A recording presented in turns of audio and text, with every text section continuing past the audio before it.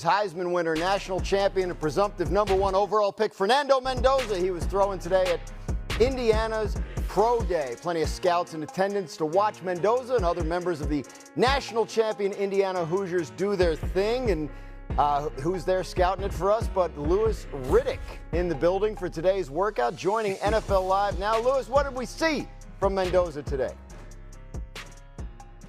A lot of good stuff, Dan. A lot of good stuff. I think the thing that's most impressive, though, about Fernando really doesn't have anything to do with the field. It's his presence. It's when you sit and you talk to him, you look him in the eye, you look at his body type, you look at the way in which he kind of gets on with the rest of his teammates, with his coaches, the way in which he took charge of this workout, announcing every receiver before they ran their route and announcing what the route was going to be, interacting with them in between routes, giving them breaks when he sensed that they were getting tired. And then, look, obviously all the things that he wanted to show scouts right now, if he really needs to impress any other team other than the Las Vegas Raiders, in terms of his ability to operate from under center, execute 3, 5, 7-step drops, half rolls, boot passes, throw on the move, throw with touch, throw with horsepower. He has all of that.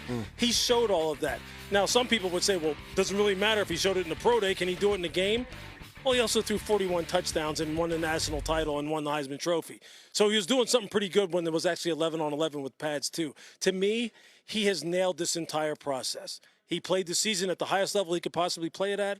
When you talk to him and you really try to assess his football acumen, his personal and football character, he grades out A+ on all of that.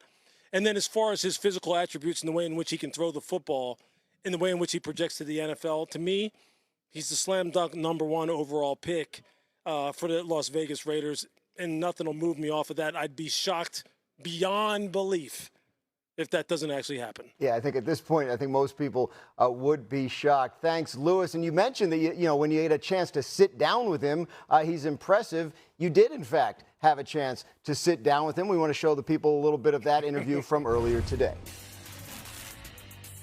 I felt great. I think it was great to get back on the field, my guys. We had 9 eligibles coming out to the draft, which is a lot. We were able to get a lot of throws in there. And my thing is I wanted to best serve my teammates. Yeah. And so although we had a lot of guys, we got a lot more throws than a lot of quarterbacks in their pro days. But I wanted my guys to be able to showcase what they got in front of all 32 NFL teams. And routes and timing and footwork that is really applicable to the league. Right. Not just some crazy, whatever. I got some stuff that it can actually get translated in the game. And nothing against that. Of course. But just want to best showcase us and why we were so efficient this year and why we were so effective as well.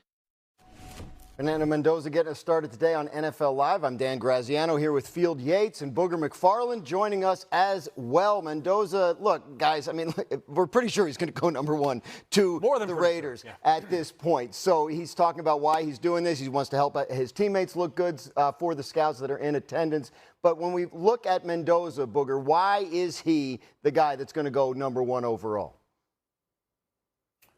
Well, I think simply put, he's the best quarterback that's available to be drafted this year. I think the combination of size, when you look at 6'4", 230 pounds, of accuracy, being able to throw the football accurately, his decision-making. You talk to people in Indiana, they talk about a couple of things, his decision-making and his ability to process information.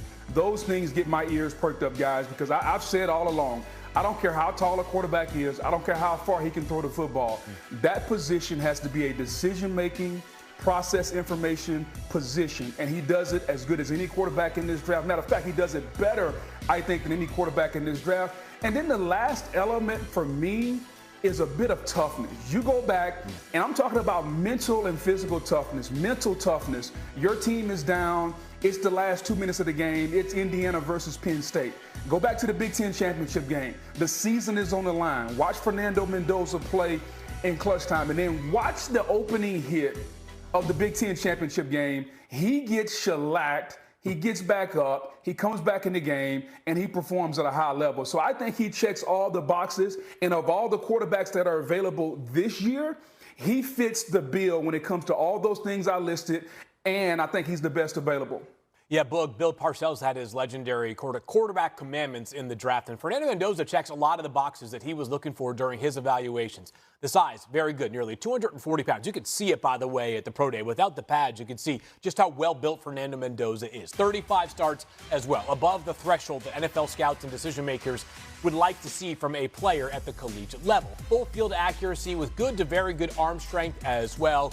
Clutch production, a big-time trait for Fernando Mendoza. Boog mentioned the Penn State game, the Ohio State game. How about, of course, the biggest play of the college football season, his rushing touchdown against Miami in the national championship game that effectively sealed that game and gave the Hoosiers their first ever national championship in football.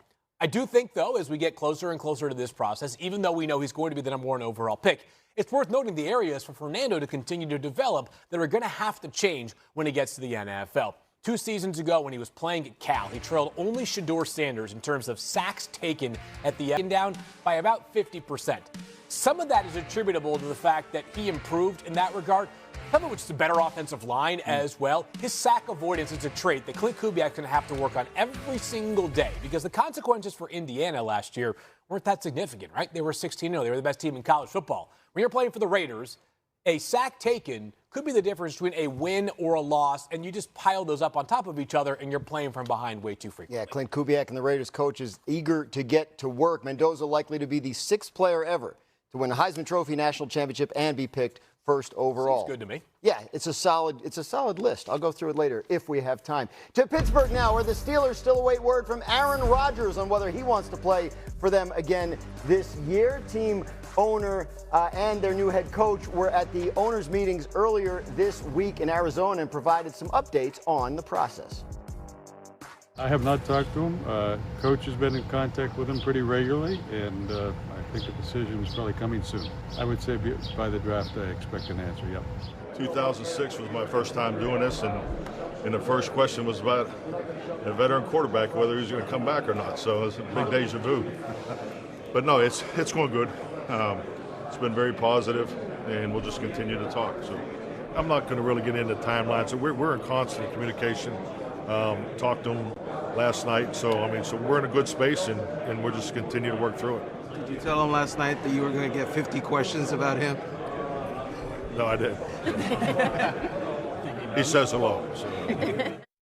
Mike McCarthy having Brett Favre flashbacks and also a little bit of a flex on how long he's been an NFL head coach, which is pretty good. Booger, what do you make of all this Aaron Rodgers Steelers stuff? You know what, Graz? It just amazes me that a franchise that has been searching for a quarterback since Ben Roethlisberger, and I mean searching, they've gone from Kenny Pickett to everybody you can think of. They're still sitting here less than a month from the draft, and they got no clue what they're going to do at quarterback. I get it. Mike McCarthy has familiarity with Aaron Rodgers, and that may be the road that they go down. But is it not only for a year? When are they going to get the long-term answer? Yeah. So I just find it really shocking that this franchise, of all franchises, after you move on from Mike Tomlin and he decides to retire, that we're back at the same question again. What are we going to do with Aaron Rodgers? As if he's going to get younger from last year to this year. Well, that is one of the few things Aaron Rodgers cannot do is get younger. One of the other big offseason stories in the NFL is Chiefs quarterback Patrick Mahomes, and he's going to need to be ready for next season. But Chiefs owner Clark Hunt seems to be reading some tea leaves from the league on the Mahomes front. He told reporters at the meetings that the team is not expected to start the season in Seattle on opening night, saying, quote, I don't think that's on the table anymore. I think from a league standpoint, there would be some concern whether Mahomes would be ready to go. Obviously, the point is that Chiefs Seahawks in week 1 would have a lot more appeal if Mahomes was in it. Field, what do you think? I think people are reading between the lines a little bit too much here, Graz.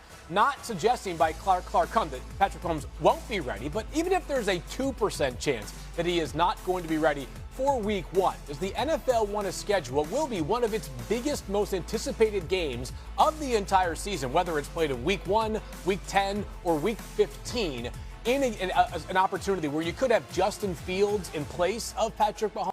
I think that's probably the more simple answer here, is that hopefully Patrick Mahomes is ready in week 1. Maybe there's some confidence he will be, but if there's even a 2% chance he won't be, I risk it. Yeah, absolutely. Look, I mean,